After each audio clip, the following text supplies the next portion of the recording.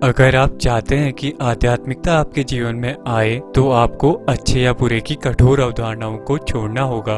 मतलब कि जीवन को वैसे देखना होगा जैसा कि वो है। आज दुनिया की सबसे बड़ी परेशानी ये है कि बचपन से ही हम पर नैतिकता की कठोर व्यवस्थाएं थोप दी जाती हैं। एंड ये वीडियो पूरी तरीके से इसी पर बेस्ड है। आप जिसे भी अच्छा मानते हैं स्वाभाविक रूप से उससे पहचान जोड़ लेते हैं पूरी तरीके से, और आप जिसे भी बुरा मानते हैं उससे स्वाभाविक रूप से बुरा मानते हैं या छोड़ देते हैं। एक चीज के प्रति यह आकर्षण और दूसरे के प्रति यह नफरत, ये सभी सख्त पहचानों का आधार है। आपके मन का नेचर ऐसा है कि जिस चीज के प्रति इसे नफरत, जो चीज इसे इरिटेट करती है, वो चीज ही इस पर हावी रहती है। मोरालिटी का पाठ पढ़ाने वाले इंसानों ने पीढ़ियों से मानवता को बताया है कि बुरे विचारों से दूर रहो।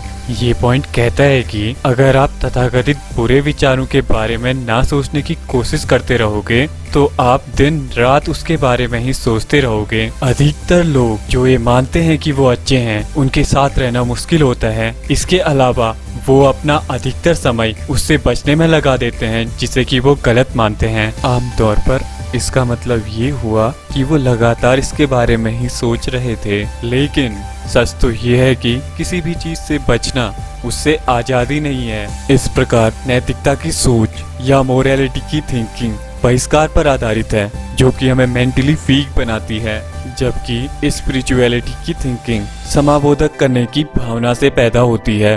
हमारी मानवता की असली प्रकृति को इतना ज्यादा दबाया गया है कि उसकी जगह नैतिकता को लाना पड़ा, ताकि हमारे जीवन में थोड़ी सी व्यवस्था और साझेदारी आ सके।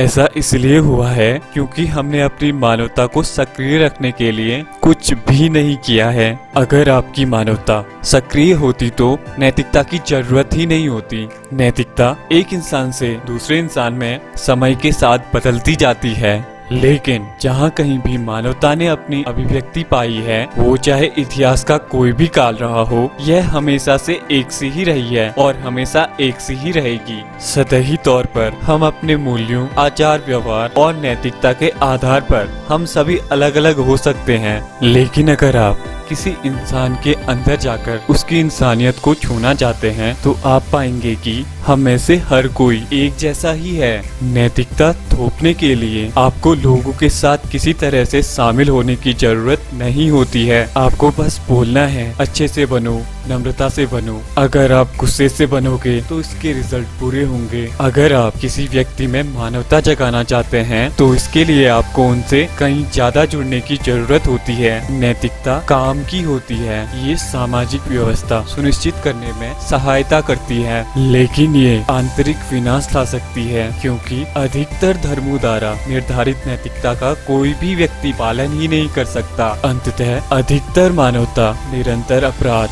बोध, शर्म और डर की अवस्था में जीते हैं। मानवता भी सामाजिक व्यवस्था ला सकती है, लेकिन इसके लिए किसी भी तरह के बाहरी दबाव की जरूरत नहीं होती है। अगर आप दुनिया के प्रमुख धर्मों की एक सूची बनाएंगे तो आप पाएंगे कि जीवित रहना भी पाप है। अगर आप पैदा हो जाते हैं तो ये भी एक पाप है, ये सब तो भूल ही जाइए। अगर आप चॉकलेट भी खाते हैं तो ये भी एक पाप है, क्योंकि ये सारे नियम इतने अनरियलिस्टिक हैं कि इनको फॉलो कर पाना नेक्स्ट टू इम्पॉसिबल हो जाता है। तो आप निरंतर अपराध बोध, डर की स्थिति में रहते हैं। अगर लोग डर और अपराध से इतने फूटे हुए नहीं होते तो दुनिया भर के मंदिर, मस्जिद और चर्चों में इतनी भीड़ नहीं होती, सिर्फ इसलिए कि धर्मों में हर चीज के बारे में इस कदर डर और शर्म की भावना भर दी गई है कि आप अपने होने, अपने बायोलॉजी को लेकर भी शर्मिंदा हैं। लिहाजा आपको इसे धोने के लिए किसी पवित्र माने जाने वाली जगह पर जाना पड़ता है।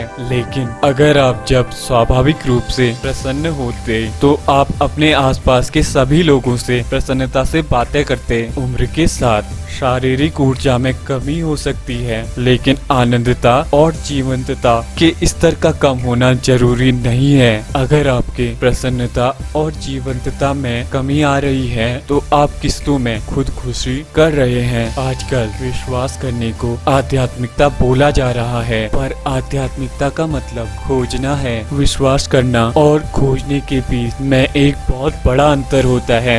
विश्वास करना का मतलब है कि आपने किसी ऐसी चीज को मान लिया है जिसे आप नहीं जानते, जबकि ढूंढने का मतलब है कि आप नहीं जानते। इससे बेहिसाब लचीलापन आ जाता है। जब जब आप किसी चीज में विश्वास कर लेते हैं, आप अपने जीवन में कठोरता ले आते हैं। योग ऐसी पद्धति है जो लाखों लोगों के जीवन में कारगर साबित हुई है। यह पूरी तरीके से एक वैज्ञानिक विधि है जिसका आधार विश्वास या आस्था नहीं। इसका तर्क बहुत ही सीधा है कि अगर आपके पास अच्छा बीज है और अगर आप इसके लिए अनुकूल वातावरण बनाते हैं तो यह जरूर अंकुरित होगा। आपको बस इतना करना है कि अपने शरीर और मन के वातावरण को अच्छा बनाना है। इसमें किसी प्रकार की नैतिकता या गुरु उपदेश की आवश्यकता नहीं होती है। अगर आपकी मानवता जाग गई है तो आप एक अच्छे इंसान हो जाते हैं। हम जो अपने ऊपर एक पहचान थोप देते हैं वही मुझ में और दूसरे में भेद साबित करती है। विभाजन और अलगाव के इस दायरे में नकारात्मकता